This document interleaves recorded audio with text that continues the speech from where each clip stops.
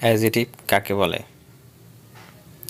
যে ওয়ার্ড দ্বারা কোনো নাউন বা প্রোনাউনের দোষ, গুণ, অবস্থা, সংখ্যা, পরিমাণ ইত্যাদি প্রকাশ করে তাকে অ্যাডজেটিভ বলে। যেমন গুড, ব্যাড, অনেস্ট, নাইস ইত্যাদি।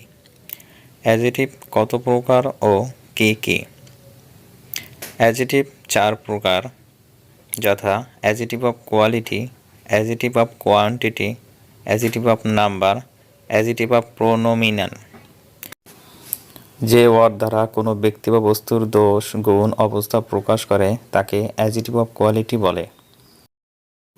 Example: he is a bad boy, she is a cute girl, Raju is a rich man. এখানে ব্যাড, কিউট, রিচ অ্যাডজেটিভ হিসাবে ব্যবহৃত হয়েছে। যে ওয়ার্ড দ্বারা কোনো বস্তুর পরিমাণ বোঝায় তাকে অ্যাডজেটিভ অফ কোয়ান্টিটি বলে।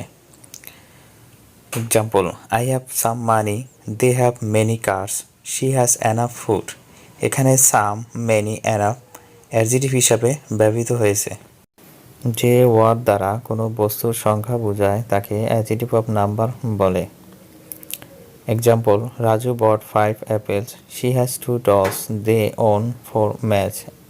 এখানে 5, 2, 4 ওয়ার্ডগুলো অ্যাডজেটিভ হিসাবে ব্যবহৃত হয়েছে।